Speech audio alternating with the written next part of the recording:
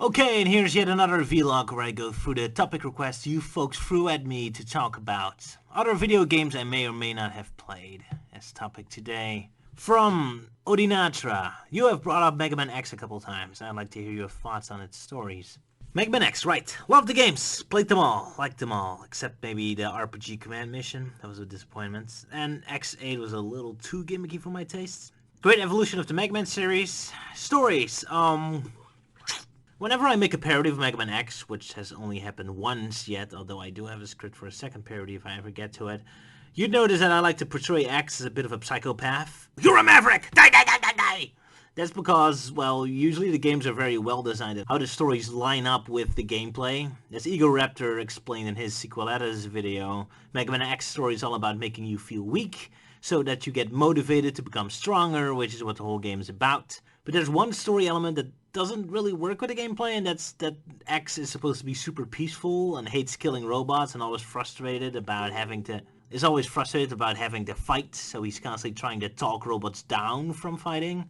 But yeah, it's an action platformer, so his track record in peaceful negotiating is terrible. Well, Dr. Light expected a lot better negotiation skills for a peace robot, but oh well. Guess he's too dead now to do anything about it.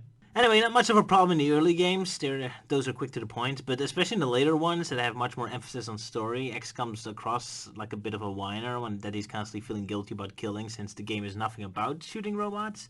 No, I've nothing against X wanting peace. In fact, that's great, and that's what makes him a hero. Problem is, his desire to avoid fighting never has any purpose or point in the series, at least not until Mega Man Zero. But sure, X rarely gets the chance to avoid combat, and his opponents usually start the fights. This isn't an attack on him as a character, just as a general story concept. It's a little silly. It doesn't really seem to go anywhere. As I said, he never managed to talk anyone down, he never managed to avoid conflict. Again, the early games I can't fault him on that, but in the later games, you got Mega Man X7, where X goes with retirement because he's sick of killing Mavericks. Oh, cool, so they're doing something with his character arc. So is he going to do something with his new office job to find a peaceful solution? Of course not. He's inspired to go right back to killing again. Okay, so that plot can go in the trash. Then X8 constantly makes a point of the Robot Master question the hero's ruthless pursuit in killing Mavericks, but yet again it goes absolutely nowhere. I'm really starting to question why they decide to have the villains bring up interesting philosophical points just to have the heroes bark them down and shoot. And again, it isn't a complaint against the characters themselves. They have to kill the Robot Master because they're usually setting up a bomb or riots or something. But in terms of story, I'm constantly wondering why story concepts like these are constantly brought up when there's never a payoff. And even just the idea that there could be a payoff would sabotage the game at its core. Except for an RPG, the one game genre where you can have the space of a plot twist, where the heroes can talk the bad guys down and then have some other story events happen to create new story directions. So we got Command Mission. The bad guys actually do talk to the heroes and want to explain their motivations to them. And the heroes immediately go, "Shut up, Maverick! Die, die, die, die! Pew, pew, pew, pew, pew!" Yep, that's our peaceful, kind-hearted hero X doing his thing, alright? Which is funny because by the end of the story you learn the bad guys actually did have a bit of a point, and it's their commanding officer that's actually the main bad guy. So the game wants the hero to be wrong, or partially wrong. It deliberately points out that their actions can be wonky, but again, it never leads to anything. There's not even a, "whoops, guess we should have listened," realization or something. Nothing, just, oh, I guess he's the bad guy now. Okay. Maverick! Die, die, die, die, die! Pew, pew, pew, pew, pew, pew. Even in the RPG. Although I suppose my interpretation is not that far off, the games themselves occasionally do toy with the idea of X going crazy on the blind pursuit of justice, so I guess it's kind of the point that he's straddling the line. But that's the later X game, so... Oh, and then the first game also got a remaster on the PSP, and they also added these story beats again. Like this wonderful discussion. "You only fight enemies." "No, I do more!" No, poor X. No, you never do anything but kill everyone. So, I don't know why the games put so much emphasis on it when there's never much of a payoff to it. Well, I guess the payoff is Mega Man Zero, where X humanity is central to the plot. So yeah, I guess the only way to make X personality work within the games is when he stops being the player character and is out of the shoot and jump aspect. Anyway, I'm being harsh in the games, don't want to. I like the series. There's just these quirks I always find interesting. It's nice they're attempting to give a little depth and layers to the game. Rare in a platformer. Doesn't quite work for me. But I suppose it's a nice stepping stone to the later games, Mega Man Zero and ZX, and such, where the story works a lot better. And I guess it makes sense in a series progression kind of way. The robots themselves get more advanced with each generation, so it makes sense the X series is a little bit clunky with the story, because the robots themselves are kind of clunky at this point. Later on, there's more humanity in the robots, so then the themes and story arcs work better. As I said in the Mega Man Legends Dissected, I never cared much about the characters in the X series because they're never really seen outside of a context of them being robots on duty. They're non-stop behind computer consoles doing their job or rebelling. There's no joy, no spare time, no love, no downtime like the other series have. Closest you get to downtime in the X series is the recharging tubes where they sleep, I suppose. So yeah, that makes it, when they actually do suddenly have emotions about each other, kind of confusing, like Iris. Was that her purpose as a robot, to create emotions in other robots? Like, I guess that makes sense if Dr. Light created her or something. That said, there's one scene in Mega Man X4 that always confuses me on an aesthetic level. The one where Sigma is talking to the robot commander at his house. Like, this is the one and only time in the entire Mega Man X series that I can recall that we ever see any kind of non-functional location for the robots to be in. An actual house with a bookcase and a dinner table, chairs, curtains. It's so weird. The robots are always either in a command center or at some kind of construction or mining facility. This is the only time you see them in a civilian setting. Well, outside of a highway, but it's so weirdly fascinating to me. So the robots do have a house to go to? Or is this like the mention of the human in charge of the robot army?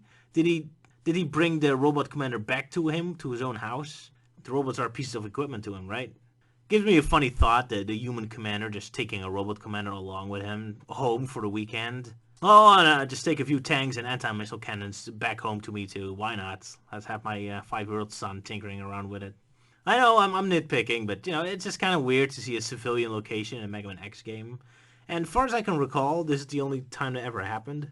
God, I'm sounding harsh again. Anyway, I love this series. It's great music, has great music, great graphics, great settings, interesting story concepts, but they feel a little alien out of place here. But at least they set them up for future games to make better use of it. Another interesting thought I had is that literally every single supporting character of the series is always killed off in the first game, up until X6. Which also makes it kind of hard for me to care about the characters. Everyone who's not X is not going to make it to the next game. Well, unless they're resurrected like Zero or Sigma. But even they get killed off in their first game. So X is a new partner or a new friend. Well, say bye-bye because they're gonna get killed in 5 seconds. Boom! Pow! It's not until Mega Man X5 where the supporting cast is actually allowed to see the end credits. Which is amusing when you consider that X5 was actually supposed to be the final installment of the X series. So technically even Cygnus, Alia, and Douglas would have been only in one game. Until they presumably died off screen before Mega Man Zero happened. But well, then X6 happened, so now we finally have a recurring supporting cast. Huzzah! Lucky for Axel avoiding this fate. He's absolutely safe and sound and nothing bad will happen to him by the end of the games. Thanks, cancellation of the X series. Then again, I suppose Command Mission had Axel alive and well, and that took place years after X8, so guess they spoiled their own cliffhanger there. James Lee Jamerson. I would like to hear your thoughts on the return of Bomberman and possibilities of other Hudson franchises returning. Bomberman is one of these games like Tetris or Pac-Man that seems impossible to me to get sequels. It's a simple concept, but you can't really do much on top of that. It's not as dependent on level designs like a platformers, so you can't really make them more complex or they lose their purpose. They need to... Their simplicity is kind of what makes them what they are. So when you got one Bomberman, you're basically set. At least the multiplayer type Bomberman. I think their best attempt to make the game work for sequels is by adding RPG elements to it, like they did in the GBA versions. But then you might wonder if it's still a proper Bomberman game, I suppose. Although I felt it largely still played like one, so I don't care. Of course, you can always turn them into a platform hero or a racer. That works too. I like the Bomberman series, including Fantasy Racing and Hero. It's a great series, but especially the more vanilla multiplayer ones, I don't really see much of a point buying a new one. So I'm a bit skeptical of the new Switch one. Would rather just cheaply buy one of the SNES games again. Although I do like the new art style, but yeah. It's fun, but not a AAA full price game of fun. I think I would have preferred if they just made it an RPG again or something. Some kind of single player mode. Because has Bomberman multiplayer really changed all that much since the SNES days? Also, am I the only one who found it a little unsettling that they revealed, like, Pretty Bomber or Pink Bomber has, like, a human face beneath the helmet? Because you're always kind of killing these bombers, so making them more human kind of creates an unsettling layer to it. Ah, doesn't he look pretty? Nice saw to keep in mind when you blow them out to pieces. Guess it's just me. As for other Hudson franchises, the only one I'm familiar with would be Adventure Island. Had part 2 on the NES, the only NES game I owned that I could never finish. Man, that game is tough. But another game I can't really see returning as a full-priced main console game. It's really just a straightforward obstacle course game. Great fun, but hard to translate to modern AAA status. Maybe as a digital title, that would be fun. Or turn it into an RPG like the Super Nintendo one. Ugh. Soma Cruises, Paper Mario Color Splash. Talk about it as it was perceived when it was first announced. Basically, he wants me to talk about how Paper Mario Color Splash holds up compared to the terrible reception its initial trailer got, since the actual game ended up being much better than the attacks the trailer got. Well, that's not entirely true. I don't think people really thought the game would be bad, just terribly boring and uninteresting. It's true, I would have been very unfair against Color Splash if I ever bothered to talk about it, because I was too bored by the whole thing. But yeah, the game is better than the reputation it has. But the question is it good enough? Because the Mario RPG series is in big trouble and needs some serious muscle to climb out of the pit it's stuck in, and Color Splash isn't that muscle. Now, me personally, I've never been a huge fan of the Mario RPGs, although there's always a lot of interesting things going on. Mario RPG's amazing soundtrack, and I love Mario Luigi Saga's sense of humor and slapstick. Despite Mario Luigi being mute character players, they're injected with tons of personality, and I really love that. So the first 3 Mario Luigi sagas managed to actually make me care for Mario Luigi's characters for once. And Paper Mario has tons of creativity and weird stuff going on, with some clever and interesting directions. I like exploring Bowser's Castle as Peach, or Luigi turning into a dark superhero. Oh look, Mario characters actually doing things and having events and personalities and things going on instead of just standing around doing boring stuff. Amazing! But man, at some point Nintendo and apparently Miyamoto himself seemed to go on a crusade against everything that isn't pure gameplay and decided games need to be generic as fuck. No story, no music, no graphics, no style, just pure gameplay. The rest is dull and generic as possible. I guess they're trying to make a point, or are concerned about that modern games lose the focus, core, and integrity of true games. And they do have a bit of a point. Modern games do kinda bury gameplay under other superficial stuff. But they're taking it way too extremely into the other direction, and now I just don't give a damn anymore. There's games out there with great gameplay and some cool stuff around it, you guys. We're no longer operating on Game Boy logic where you had to be super sober to save up cartridge space. Platform games, to get away with it. Platform games do rely a lot more on the core mechanics of the game. So you usually get the platform games don't need to have anything interesting going on outside of the pure gameplay mechanics. I play RPGs for that argument. Sure, great point. Well, not great, because there's tons of platform games that actually do have great gameplay and they're actually interesting with cool stuff happening, so I take these over new Mario Borefest any time of the day. But still, I see your point. Great, except, well, Paper Mario and Mario Luigi Saga are RPGs and even they became generic and dull as fuck. The only game where I'll accept it's about gameplay excuse is Super Paper Mario. I did genuinely enjoy that game purely for its gameplay and its music to some extent. Since, well, Surprise is mostly acting like a platform game, and I kind of like the 2D to 3D jumping gimmick. But yeah, Mario Luigi Dream Team, Paper Mario meets Mario Luigi, and especially Mario Paper Mario sticker, who cares? Man, what a borefest. And even on the gameplay aspect, it fails whatever creative producer clown in charge of it decided to take away experience points and leveling up. Great, so it's all about gameplay, except you make an RPG where it's more advantageous and fun to avoid the gameplay than actually do it. So, good job, idiots. And as soon as Paper Mario Splash came around and I heard rumors about Miyamoto having his dull, boring fingers all over it again, telling the creators they aren't allowed to use any recurring characters, I immediately wrote it off. Yeah, who wants a Mario RPG with interesting characters? Boo! Wario, Princess Daisy, Waluigi, Gino, Connie the Reporter, they can go fuck off, because here's Bucky the Talking Bucket, or whatever. Yay! My favorite Mario character. He explains gameplay to me with a speech impediment. How exciting! Because that's the characters that always resonate with people and we want to see return and shoved on t-shirts everywhere. Splutter the Splutter, Nevi the Navigator, Sticker the Sticker, Sturdy Explain Shit guy. Hey Nintendorks, remember Professor Egad? Didn't you morons invent him so you'd have a more interesting character to explain gameplay to you? How about utilize him? Or is he too dark and edgy and complex for your Mario stories now, just like Toadsworth? Whoa, way too interesting! Go away! How can I enjoy gameplay when there's interesting things going on? Here's 80 bazillion generic toads and Shitty the talking toilet to explain whatever boring shit is happening in this game. Woohoo! Why don't we just throw out Mario and Bowser as well and have the RPG entirely populated with gameplay, the gameplay? Hi, I am jump button, the jump button. Press the jump button to jump on a button. Awesome, put those assholes on a shirt. Mario Kart 9 should be entirely populated with those clowns. We can't have Waluigi and Daisy contaminating the Mario games by being interesting. God forbid. But enough ranting, that wasn't a question. Quite the opposite. So, Color Splash. It actually does fix a lot of the things Sticker Parade, whatever, ruined. So it's a lot better. I'm not sure if that counts as a compliment. Saying an RPG is better than Sticker Parade is kind of like saying, oh, you're smarter than someone with a severe head injury.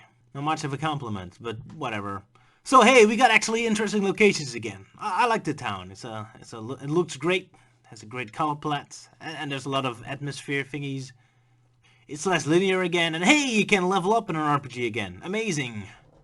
Oh wow, look, Mario Free Nostalgia. That's unique and special, never seen before, and absolutely not Mario's version of the Green Hill Zone.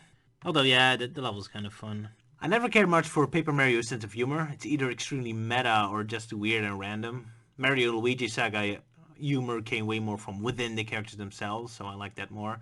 But still, if random humor is your thing, there's tons of characters speaking with speech impediments and random things happening. But then again, Sticker Star also had that stuff going for it. Also tons and tons and tons of references to the other Mario games.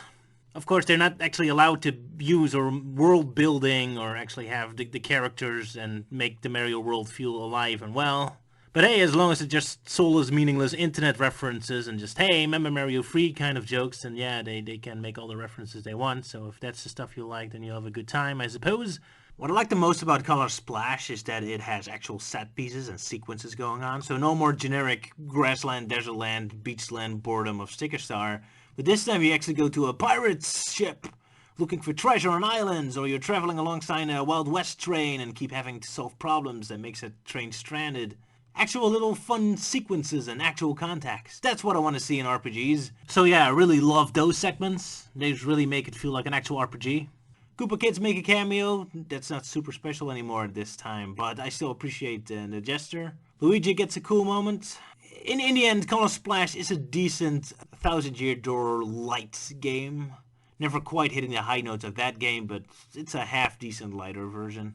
If this game was released right after Super Paper Mario, I would have found it a very acceptable sequel. But right now, after the last few Mario RPGs have been so aggressively dull and lifeless and boring, I fear Color Splash offers too little, too late. It had to really recapture the magic of the better Mario RPGs to repair the damage that has been done. Instead, it's just acceptable, so yeah, sorry, no. Wake me up when Miyamoto has been confirmed to be booted out of the office, and that Luigi and Daisy show up or something. I really don't give a fuck anymore about, oh look, it's Switchy, the talking Switch controller. He's going to explain gameplay with the speech impediment characters. Here's this week's gameplay gimmick. Now go find 7 stars. Buzz off. Your platformers are boring enough, as it is. Keep the poor RPGs out of this aggressive obsession with blandness. But yeah, the gameplay is good. But it's an RPG, so the gameplay eventually gets very monotonous. And well, I suppose Paper Mario has better level design than most RPGs, so that kind of saves it a little bit. But other than that, it's, yeah, RPGs kind of need a lot more than just gameplay. Sorry. But at least Mario Odyssey looks awesome. Let's hope they can keep that up. Stephen O'Brien, could you do a Zelda dissected? Zelda dissected. No, sorry, the Zelda game's not my cup of tea. I sound like an idiot talking about it. More than usual. I just don't get the games. These games are perfectly and expertly designed. The people making these games have an incredible talent in pissing me off as an art form. I don't know how they do it, but they always know exactly where to put every switch and lever in the dungeons and corners that are a complete blind spot to my brain somehow. I just keep walking past the solutions over and over. These games drive me mad. Maybe Breath of the Wild's a little better, but I might try that one day. Although it should really limit the amount of open world games I play because they take a lot of time, and I don't really have a lot of time. Already wasted way too much time with Just Cause 3 recently. Dante the Gamer SG, can you dissect the game Headhunter? Yeah, so Headhunter. I talked about that game before because of its music from Richard Jack. Great music. Used it sarcastically in my Sonic Chronicles parody.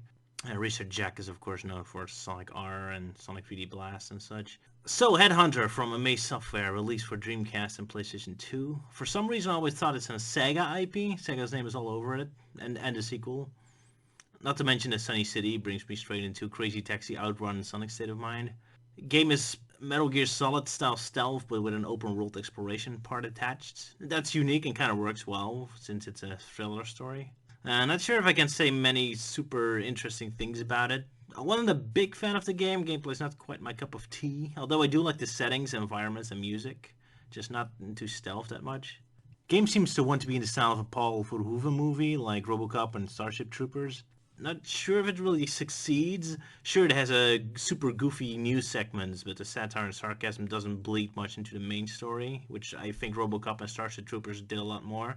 Gameplay is a little too stiff and realistic for me.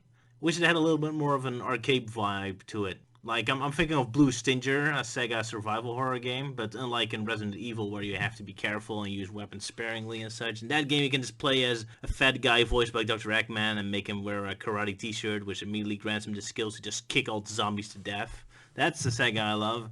This game takes its gameplay a little too serious for my tastes. But yeah, cloning and nanotechnology science story, like most 90s sci-fi thrillers. Neat stuff. One thing that really confused me is the opening segment of the game. So it's a stealth game, yet it opens with you just walking down a corridor where you have little choice, but then just start shooting enemies. Kind of weird introduction to a stealth game. Oh well. Guess it's supposed to be a tutorial where you just get used by the game mechanic one by one. Sorry, I don't think I have super much to say about it. Amazing soundtrack. Story is neat. I love the idea of being able to explore the city in between missions. Creates a real thriller kind of atmosphere. Traveling around the city, uncovering the mystery. Satirical humor, a bit straight and simple. I love the environment. I guess it's trying to do a Truman Show kind of thing, where the world where you're in looks extra nice and pleasant and fantastic, just as a contrast to the dark, miserable elements of the story. Neat, still looks decent. Interesting game, but you know. Super Sonic Wolf. Maybe you could be able to cover Killer Instinct 2013 if you had an Xbox One or a strong PC, along with the cast of over the course of the season, plus the bonus, rather expensive Kilgore and Shin Hishaku, whatever that means. I only played the Nintendo 64 game. A great soundtrack. It's fun that you can make the battle arenas break. I love that. Like parts of the level structure explode and collapse and such. It's pretty awesome. Too bad it doesn't really affect the fighting itself. You can't kick people off a ledge or something. I don't know. I'm not really super into fighters, especially 2D ones. Well, that was it, I guess. So let me know if I forgot some questions. Last week is the last time I do this. So, bye-bye. Okay, a discussion about Killer Instinct. Sorry, my knowledge of Killer Instinct is very limited. Not a big fan of fighting games, you see. I know it started off as an arcade game, then a SNES game, then an N64 game called Killer Instinct Gold, and then an Xbox One/PC game. I know it has a pirate skeleton called Spinal that reminds me of this toy I used to own called Rattle Me Bones, and a wolf creature who is the Saber Wolf that Saberman is trying to go after, but got himself frozen in Hellfire Peaks in Banjo-Tooie. Why isn't he in the game? I also like the idea that when you do an ultra combo, you create this badass tune as well.